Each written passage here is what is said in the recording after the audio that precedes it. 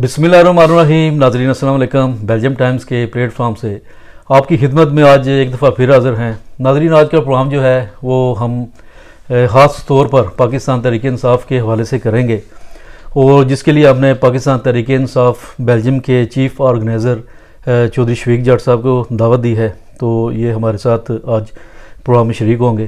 तो इससे पहले कि हम तहरीक इंसाफ के बारे में और इनसे मालूमात लें मज़ीद, सबसे पहले पाकिस्तान में जो एक सहाफ़ी इमरान रियाज़ खान साहब, वो काफ़ी दिनों से लापता हैं। उनके हवाले से हमारी दरख्वास्त है हुकूमत पाकिस्तान से कि उनको जल्द अज जल्द बाज़याब कराया जाए, क्योंकि इस तरह अगर सहाफ़ियों को उठाया जाएगा तो ये सीधा जो है वो पाकिस्तान का हुकूमत पे जाएगा सीधा और जो हम यहाँ पर ओवरसीज़ हैं और पूरी दुनिया भी देख रही है इसको, और इसमें पाकिस्तान का नाम जो है वो एक ख़राब होगा इससे। तो अभी हम अपने प्रोग्राम की तरफ आते हैं। शफीक जाट साहब, आपका बहुत बहुत शुक्रिया, आप यहाँ पर तशरीफ़ लाए। तो सबसे पहले हम आपसे यही पूछेंगे, जो हालात अभी हम देख रहे हैं कि पाकिस्तान तहरीक इंसाफ चंद दिन पहले तो एक बहुत बड़ी पार्टी थी, लेकिन जब अब हम आज देखते हैं तो ऐसे लगता है कि पाकिस्तान तहरीक इंसाफ में सिर्फ खान साहब ही रह गए। इस पर आप क्या करेंगे? बिस्मिल्लाहिर्रहमानिर्रहीम। सबसे पहले तो मलिक साहब, मैं आपके बेल्जियम टाइम का शुक्रगुज़ार हूँ कि आपने हमेशा हमारी आवाज़ लोगों तक पहुँचाई है। मलिक साहब, बदकिस्मती से पाकिस्तान इस वक्त बहुत ही नाजुक मोड़ पर खड़ा है। बहुत मुश्किल फ़ैसले मतलब हो रहे हैं। उसमें यह है कि देखें, जब से पीडीएम ने गवर्नमेंट में आई है, उन्होंने कानून का इतना गलत इस्तेमाल किया है, कानून की ताकत को इतना गलत इस्तेमाल किया कि आप दुनिया में इसकी तारीख नहीं मिलती। आप देखें, इंटरनेशनल दुनिया के साथ हमारा लिंक है, वो अब इस मुल्क को ऐसे देख रहे हैं जैसे ना कि बिल्कुल लाकानूनियत हो चुकी है। तो इसमें मैं समझता हूँ कि पीडीएम ने इमरान खान की जो मकबूलियत और शोहरत थी उससे खौफ ज़दा होकर ऐसे ऐसे फ़ैसले किए, जैसे राना सनाउल्लाह ने प्रेस कॉन्फ्रेंस की वाज़ह तौर पर कहा अब या ये रहेगा या मैं रहूँगा। मगर साहब, मुझे ये बताएं कि सियासत की जमहूरियत में इस तरह की बात होती है कि या ये रहेगा या मैं रहेगा, और उसने वो उस पर अमल दरामद कर रहा है। और बदकिस्मती से नवाज शरीफ जो इंग्लैंड में बैठा है और उसके बाद जो जरदारी है, उन्होंने इतनी चालाकी के साथ पाकिस्तान के अदारों और पीटीआई को आपस में गुत्थम गुत्था करवा दिया। उनके अंदर इतनी ज़्यादा गलतफहमियाँ बिल्डअप कर दी जिसका नुकसान मैं समझता हूँ पूरी कौम का इस वक्त हो रहा है। किसी की जो तवज्जो है अब इस तरफ नहीं है कि आम आदमी की क्या ज़िंदगी है। मैं समझता हूँ तमाम दायरे आपस में लड़ पड़े हैं और खान साहब को एक समझ लें कमरे में बंद कर दिया गया है। आप इंसानी हकूक़ की खिलाफ वर्जियाँ देखें, आप उसके अंदर जमहूरी खिलाफ वर्जियाँ देखें, कारकुनों पर तशद्दुद देखें, जेलों में कारकुनों को ऊपर तशद्दुद देखें। हमारे 70 से ज़्यादा कारकुनों को शहीद कर दिया गया और जो गवर्नमेंट है वो मस्त है। अच्छा, आपने कहा कि आपके 70 से ज़्यादा जो कारकुन शहीद हो चुके हैं, लेकिन आप लोगों को भी इल्ज़ाम लगता है कि अभी जो हाल ही में 9 मई का वाक़या हुआ है उसमें यही कहा गया कि खान साहब ने लोगों को कहा कि आप लोग जाके हमला करें, किसी तनसीबात पर हमला करें, जैसे रेडियो पाकिस्तान में कोर कमांडर हाउस में हमला हुआ है। तो इस पर आप क्या अपना मकसद? मैं समझता हूँ कि आपने ये बहुत ही अच्छा सवाल किया। मैं काफ़ी दिनों से इंतज़ार में था क्योंकि ऐसा प्लेटफार्म मिले जिस पर मैं ये वजाहत दे सकूँ। मलिक साहब, देखें, इमरान खान साहब को आप माजी पूरा उठा कर देखें, उसने हमेशा कहा ये फ़ौज भी मेरी है और पाकिस्तान भी मेरा है। उस खान साहब ने कभी भी जब भी किसी भी प्लेटफार्म पे गए हैं यही बात की है कि मैं अदारों को मजबूत करना चाहता हूँ और कानून की बालादस्ती करना चाहता हूँ। शेख जाट साहब, आपकी बात मैं काट रहा हूँ। आपने जो बात की है कि खान साहब ने हमेशा अदारों की बात की है, मजबूती की बात की है, तो वाकई ये बात तो 100% दुरुस्त आपने की है। लेकिन जब हम पीडीएम की तरफ से देखते हैं, वो कहते हैं कि ये फ़ौज के ही खिलाफ है, तो ये ऐसी क्या वजह है?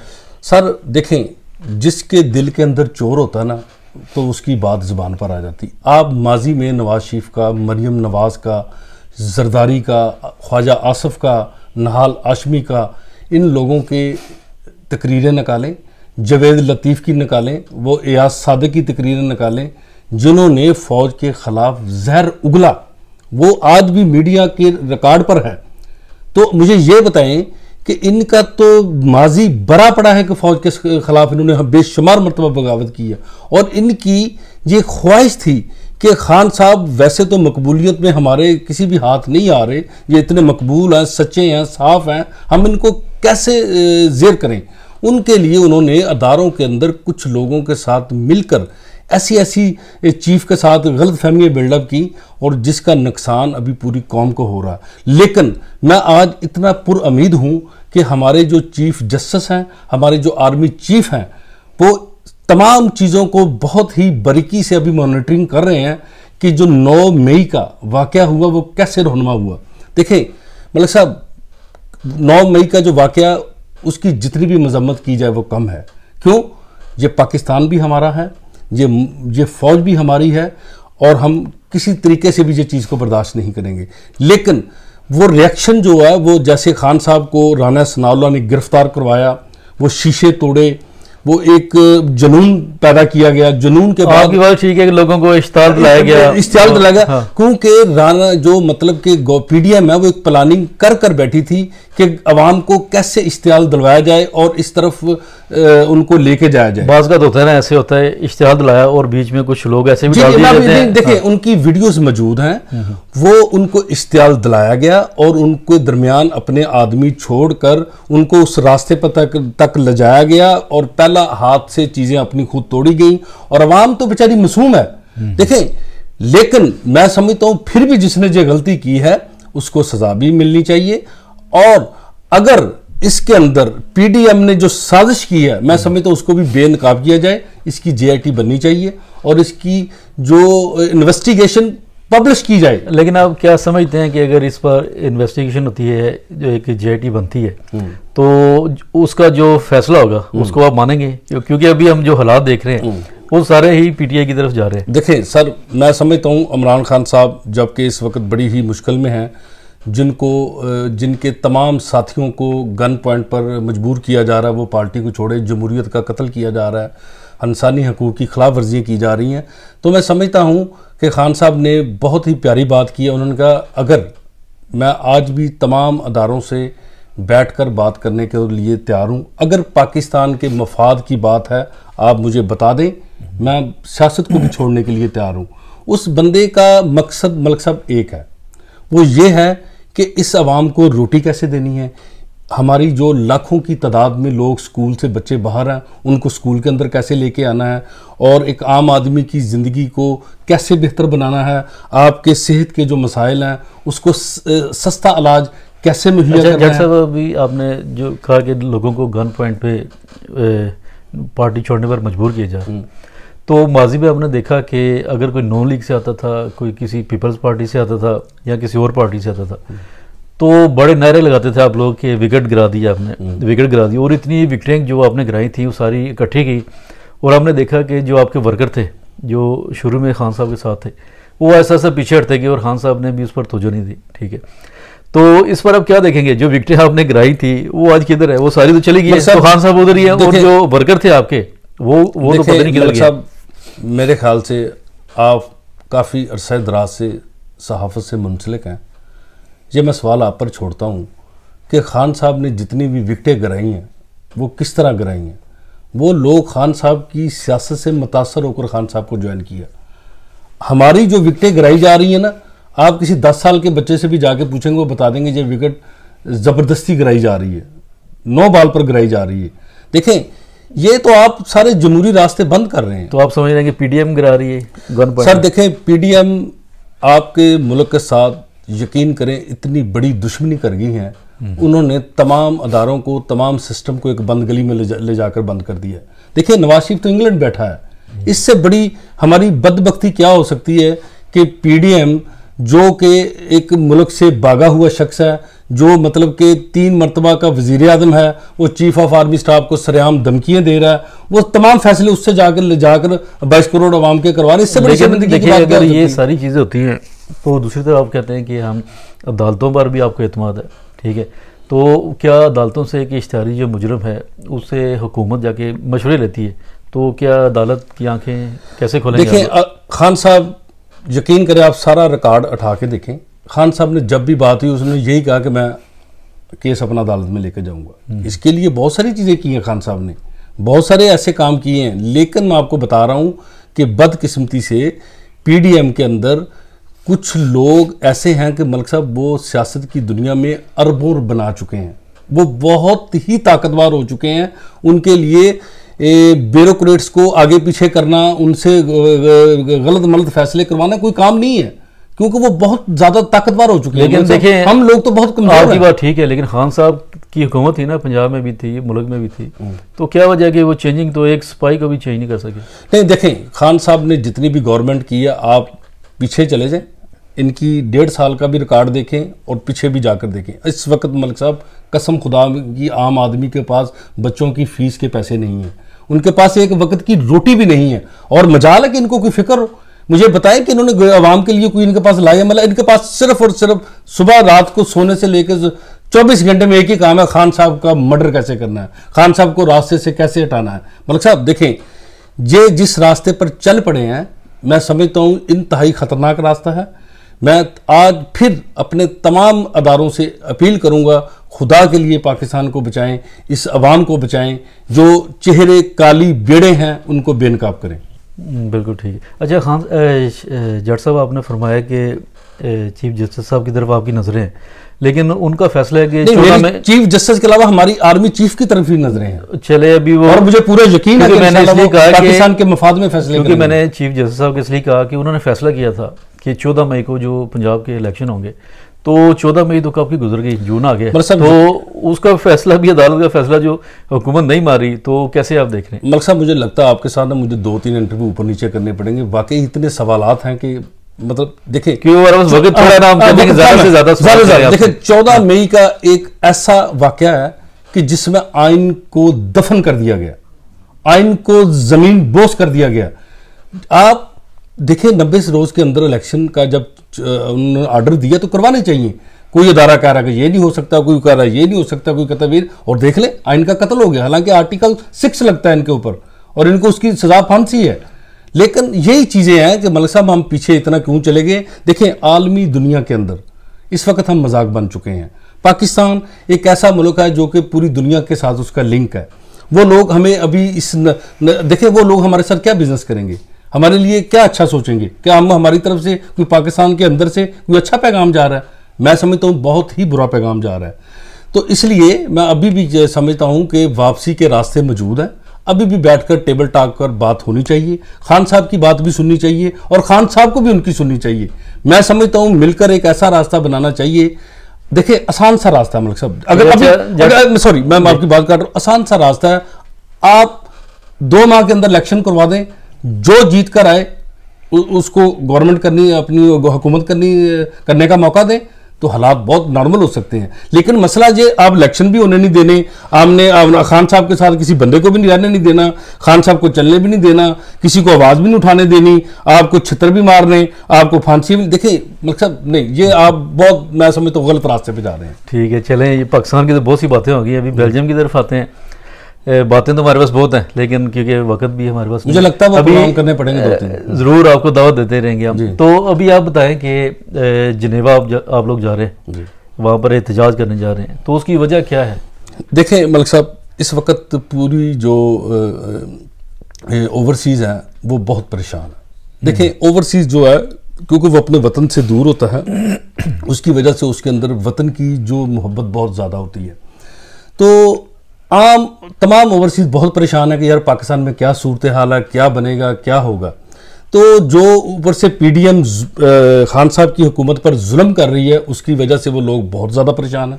وہ چاہ رہے ہیں کہ ہم اپنے ملک کے لیے، اپنے لیڈر کے لیے، اپنی پارٹی کے لیے کوئی ایسی آواز بلند کریں، کیونکہ یہاں عالمی سطح پر تنظیمیں موجود ہیں جو مختلف ملکوں میں جب جمہوریت کے قتل ہوتے ہیں، مطلب ان کو نقصان پہنچایا جاتا ہے، تو وہ لوگ اپنا رول ادا کرتے ہیں.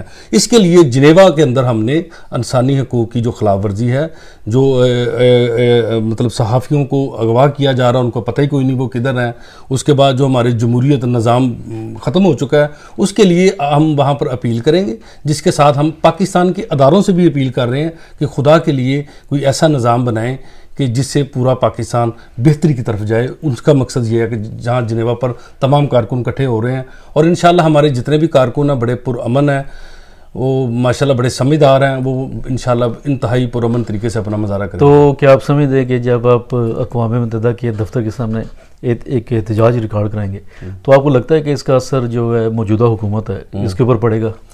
دیکھیں ملک صاحب، میں انشاءاللہ بہت پر امید ہوں. میں بالکل بھی یہ نہیں کہتا کہ میں پر امید نہیں ہوں. اس پاکستان کو ہم نے بچانا ہے، اس پاکستان کو ہم نے خوشحال بھی بنانا ہے، اس پاکستان کی ترقی کے لیے ہم اوورسیز نے اپنا کردار بھی ادا کرنا ہے. انشاءاللہ ہمارے جو بڑے اداروں کے سربراہان ہیں وہ ہماری بات کو بھی سنیں گے اور اپنی جو اوورسیز کے ساتھ ان کی جو محبت ہے اس میں وہ پورا کردار ادا کریں گے. مجھے پوری امید ہے انشاءاللہ. چلیں جٹ صاحب، آپ کو پوری امید ہے، امید تو ہمیں بھی ہے کہ ملک جو ہے وہ بہتری کی طرف جائے. تو آخر میں آپ کیا پیغام دینا چاہتے ہیں، خاص کر بیلجیم میں جو آپ کے لوگ ہیں اور وہ لوگ جو آپ کے ساتھ جنیوا میں جانا چاہتے ہیں، احتجاج میں شامل ہونے چاہتے ہیں، ان کے لیے کیا ہے؟ دیکھیں ملک صاحب، میں نے جیسے بتایا کہ ہمارے جو پاکستانی ہیں وہ ماشاءاللہ محب وطن ہیں، لیکن بدقسمتی سے ہر ملک کے اندر ہر جگہ پر کچھ چوہے ایسے پائے جاتے ہیں کہ جن کی یہ مطلب کوشش ہوتی ہے کہ جو نہ مطلب کہ ایسے واقعات کیے جائیں جو نہ پاکستان کی بدنامی کا باعث بنے. جیسے بدقسمتی سے بیلجیم کے اندر بھی ایک چوہا ہے جس کا کام صرف یہی ہے کہ اداروں اور پاکستانی عوام کو لڑوانا اور لڑوا کر اپنے ذاتی مفادات حاصل کرنا. لیکن میں انشاءاللہ پورے دعوے سے کہتا ہوں کہ اس چوہے کی سازش کو ہم ناکام بنائیں گے.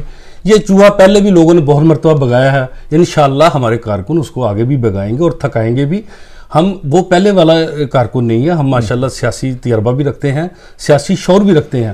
اور بیلجیم میں سمجھتا ہوں کہ ایسا پرامن کنٹری ہے، یہاں پر ہر چیز کو بڑی باریکی کے ساتھ مانیٹرنگ کیا جاتا. آپ یہاں پر اشتعال نہیں پھیلا سکتے، آپ یہاں پر تشدد کی بات نہیں کر سکتے، آپ کسی کو بھی وہ کیا کہتے ہیں یرغمال نہیں بنا سکتے، مگر کوئی بھی ایسی جو کرمنل ایکٹیویٹیز آپ نہیں کر سکتے. تو میں سمجھتا ہوں کہ جو لوگ بڑکے مار رہے ہیں یہ چوہے ماضی میں سب کو پتا وہ کتنے وہ دلیر ہیں. دیکھیں ابھی میں آپ کو اور بھی بہت کچھ کہہ سکتا ہوں، لیکن میں ان چوہوں کو میرا یہی پیغام ہے کہ خدا کے لیے پاکستان کے اداروں اور عوام کو لڑوائیں نہ. اگر ایک طرف آپ کہتے ہیں کہ جی جو مطلب کہ ہم فوج کے مطلب کہ وفادار ہیں، دوسری طرف آپ لوگوں کو بھڑکاتے ہیں، لڑواتے ہیں. دیکھیں انشاءاللہ ہم اس کی بھرپور مذمت کرتے ہیں. پاک فوج اور پاکستانی کمیونٹی ایک پیج پر ہے اور انشاءاللہ آنے والے دنوں میں ہم ثابت بھی کریں گے. اور اس کے علاوہ جو لوگ یورپین یونین کے اندر بھی جو چوہے بیٹھ کر بڑکے لگاتے ہیں، یورپین یونین کے جو ادارے ہیں، یہاں کی جو کیا کہتے ہیں اس کو اتھارٹی ہے، وہ سب چیزوں کو مانیٹرنگ کر رہی ہے. یورپین یونین کے اندر بیٹھ کر آپ لوگوں کو دھمکیاں نہیں لگا سکتے. اس چیز کا بھی آنے والے دنوں میں ایک بہت بڑی چیز آپ کے سامنے لائی جائے گی. چلیں بہت بہت شکریہ جٹ صاحب آپ کا. آپ نے ایک نیا نام متعارف کرا دیا آج، ایک سیاسی طور پر چوہا کا نام. اس کا بیک گراؤنڈ کیا ہے اس پہ تو ہماری بات نہیں ہو سکی. تو بہرحال جو آپ نے پیغام کسی کو بیک گراؤنڈ یہی ہے کہ چوہے بھاگ جاتے ہیں. چلیں اچھی بات ہے اگر کوئی ملک کے خلاف کی بات کر رہا ہے یا اداروں کے خلاف یا عوام کے خلاف بات کر رہا ہے، جو بات کرے گا انشاءاللہ ہم اس کو ڈیفینڈ کرنا بھی جانتے ہیں، ہم اس کا سیاسی طور پر اپنا جواب دینا بھی جانتے ہیں. ہم بالکل بھی تشدد پر ہم بلیو نہیں کرتے، ہم کسی قسم کی دھمکیوں پر یقین نہیں رکھتے، ہم قانون کی بالادستی پر یقین رکھتے ہیں. اور انشاءاللہ میں بیلجیم کے تمام اداروں سے بہت مطمئن ہوں کہ انشاءاللہ اگر کسی نے کوئی ایسی کوئی زندگی میں غلطی کی تو اس کو آخری غلطی ہوگی. چلیں بہت بہت شکریہ جٹ صاحب آپ کا. ناظرین ابھی آپ نے دیکھا کہ ہم نے چودھری شفیق جٹ صاحب کو دعوت دی تھی تاکہ وہ پاکستان کے جو لیٹسٹ حالات ہیں اس کے بارے میں بتائے، اور خاص کر جو یہ جنیوا میں جا رہے ہیں ایک احتجاج کرنے کے لیے، ایک پاکستان کی جو موجودہ حکومت ہے اس کے لیے. کیونکہ ہم بھی دیکھ رہے ہیں 1.5 سال ہو گیا تقریباً پاکستان میں حکومت کا صرف ہم ایک ہی کام دیکھ رہے ہیں کہ وہ پہلے تو یہی تھا کہ خان صاحب کے اوپر مختلف کیسز بنائے جائے، اور جب کیسز سے بات نہیں بن سکی تو پھر کچھ ایسے محرکات جو ہے وہ انہوں نے سامنے لے کر آئے تاکہ اس پارٹی کو نہ صرف بین کیا جائے اور خان صاحب پر پابندی بھی لگا جائے. تو ابھی ہم نے دیکھا ہے کہ حکومت کی طرف سے یہی ہے کہ پی ٹی آئی کے جتنے بھی لیڈران ہیں ان کو روزانہ ان پر پکڑا جاتا ہے ان کو، اور جب وہ جیل سے باہر نکلتے ہیں ایک طرف مائک ہوتے ہیں اور دوسری طرف پولیس کھڑی ہوتی ہے. تو اب وہ لیڈر جو دیکھتا ہے دونوں چیزوں کو دیکھتا ہے تو سیدھا مائک کی طرف جاتا ہے، پریس کانفرنس کرتا ہے تو وہ بالکل پاک صاف ہو کے باہر نکل آتا ہے. تو اس طرح پی ڈی ایم کو چاہیے کہ اس حکومت کو چاہیے کہ اگر اس چیز کے اوپر اپنا وقت ضائع آپ نے کیا ہے وہ مزید وقت ضائع نہ کریں، اس کی بجائے اگر یہ عوام کی فلاح بہبود کے لیے کام کرتے، غریبوں کے لیے دیکھتے، کچھ مواقع پیدا کرتے کاروبار کے، لوگوں کے لیے، ملازمتوں کے، اور ایسے موقع ہوتے کہ باہر سے لوگ آتے پاکستان میں بزنس شروع کرتے. ٹھیک ہے پاکستان کے حالات اتنے ٹھیک نہیں تھے، لیکن انہوں نے اس طرح توجہ دینے کی بجائے ایک سیاسی طور پر ایک پارٹی کو بالکل ختم کرنے کے لیے، زمین بوس کرنے کے لیے اپنی پوری توانائی صرف کر دی ہے. تو اس سے ملک کا 1 سال سے بہت زیادہ نقصان ہو چکا ہے، اور نقصان سے بچانے کے لیے ضروری ہے کہ ان سب کو مل بیٹھ کر کوئی ایسا راستہ نکالنا چاہیے جس سے ملک بہتری کی طرف جائے. تو ہمیں اجازت دیجیے، انشاءاللہ تعالیٰ اگلے پروگرام میں پھر آپ کے ساتھ کوئی نئے مہمان کے ساتھ حاضر ہوں گے. اللہ حافظ. بہت شکریہ سر.